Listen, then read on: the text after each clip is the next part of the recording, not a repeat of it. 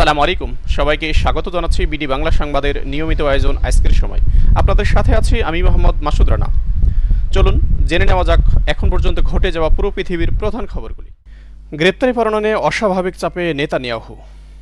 Israeli প্রধানমন্ত্রী Benjamin Netanyahu সহ শীর্ষ ইসরায়েলি কর্মকর্তার বিরুদ্ধে আন্তর্জাতিক অপরাধ আদালতে গ্রেপ্তারি পরোয়ানা জারি করা থেকে বিরত রাখার জন্য কূটনৈতিক তৎপরতা চালাচ্ছে যুক্তরাষ্ট্র এবং ইসরায়েল। টাইমস অফ ইসরায়েলের এক প্রতিবেদন বলা হয়েছে, সংবাদ মাধ্যম ওয়ালায় রাজনৈতিক বিশ্লেষক বেন ক্যাসপিট লিখেছেন, নেতানিয়াহু এবং অন্যান্য ইসরায়েলিদের বিরুদ্ধে হেগের জাতিসংঘ ট্রাইব্যুনালে গ্রেপ্তারি পরোয়ানা জারি হওয়ার সম্ভাবনা দেখা দিয়েছে। এ নিয়ে নেতানিয়াহু অস্বাভাবিক চাপের মধ্যে রয়েছেন, কারণ তার বিরুদ্ধে গ্রেপ্তারি পরোয়ানা জারি হলে ইসরায়েলের আন্তর্জাতিক মর্যাদায় বড় এক অবনতি ঘটবে। ক্যাসপিট লিখেছেন, জো বাইডেন প্রশাসনকে কেন্দ্র করে গ্রেপ্তারি পরোয়ানা ঠেকাতে নেতানিয়াহু এখন টেলিফোনে ব্যস্ত সময় কাটাচ্ছেন।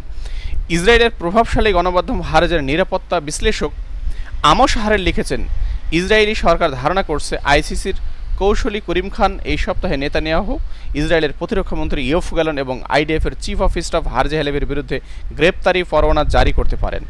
ইসরায়েলি সরকার এই ধারণার ভিত্তিতেই কাজ করছে। গাজার যুদ্ধ সম্পর্কে নেতানিয়াহু সর্বশেষ প্রকাশ্য বিবৃতিতে বলেছেন, আইসিসির আসন্ন সিদ্ধান্ত একটি বিপজ্জনক নজির স্থাপন করতে পারে। শুক্রবার দেওয়া বিবৃতিতে ইসরায়েলি প্রধানমন্ত্রী বলেন, আমরা কখনো আত্মরক্ষা করা বন্ধ করব না।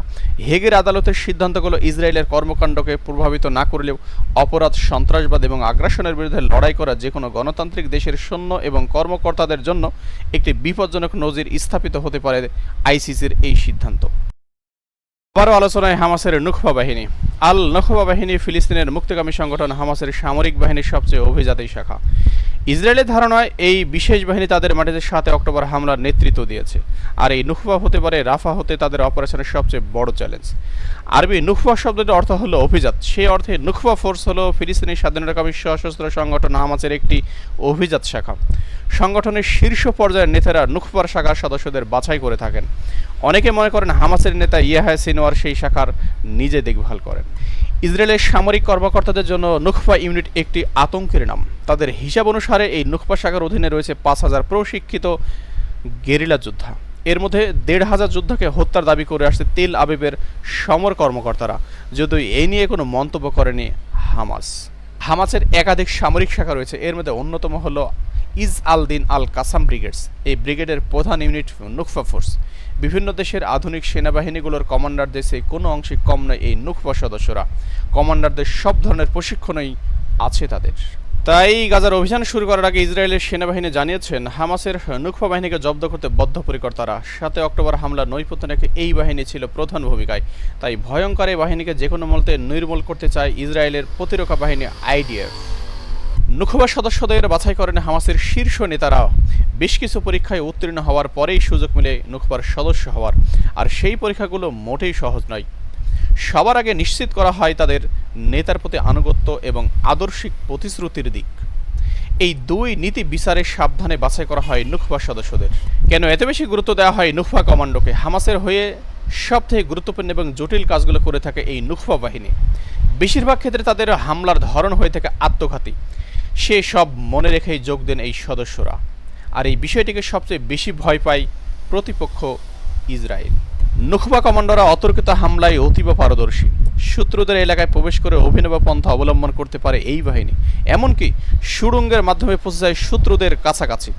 মিসাইল, স্নাইপার রাইফেল এবং ট্যাঙ্ক ধ্বংস করে মিসাইল পরিচালনায় পারদর্শী এই নুখবা কমান্ডোরা। স্কুবা ডাইভিংও সেখানেই সদস্যরা। 2013 সালে এই বাহিনী তৈরি করে হামাস। গাজা ইসরায়েল যুদ্ধের সময় এই বাহিনী তৈরি করা হয়। সেই সময় প্রচুর ইসরায়েলি সৈন্যকে হত্যা করেছিল এই নুখবা সদস্যরা। বর্তমানে সে বাহিনী আরও শক্তিশালী বলে মনে করেন ইসরায়েলের সেনা গোয়েন্দারা। তারা মনে করেন এই সদস্য সুড়ঙ্গ করতে বেশ পারদর্শী। বর্তমানে এই কমান্ডার হামাসের শীর্ষ নেতাদের নিরাপত্তার দায়িত্বে রয়েছেন বলে দাবি করেছেন ইসরায়েলের গোয়েন্দা বিভাগ। আল কাসাম ব্রিগেডের প্রধান মোহাম্মদ দেইফের সরাসরি নিয়ন্ত্রণে রয়েছে এই নুখবা কমান্ডোরা। ইসরায়েলের ভিতরে হামলার জন্য এই বাহিনীর সদস্যদের বিশেষ প্রশিক্ষণের ব্যবস্থা করেন তিনি। হামাস নেতা ইয়াহয়া সিনওয়ার নিজেই তৈরি করেন এই নুখবা ইউনিট। ইসরায়েলি কারাগার থেকে মুক্তি পাওয়ার প্রায় 1 বছর পরে 2013 সালে এই ইউনিটটি প্রতিষ্ঠিত করেন তিনি। দীর্ঘ 10 বছর ধরে 7 অক্টোবরের হামলার পরিকল্পনা করে আসছেন তিনি। সেই পরিকল্পনার অংশ হিসেবেই জন্ম নিয়েছিল এই নুখবা ইউনিটের। নুখবা সদস্যরা উচ্চমানের অস্ত্রে সজ্জিত, কঠোর প্রশিক্ষণের মধ্যে থাকেন তারা। খাবার ও পানি ছাড়া সুড়ঙ্গের মধ্যে দীর্ঘক্ষণ থাকার অভিজ্ঞতা আছে এই বাহিনীর।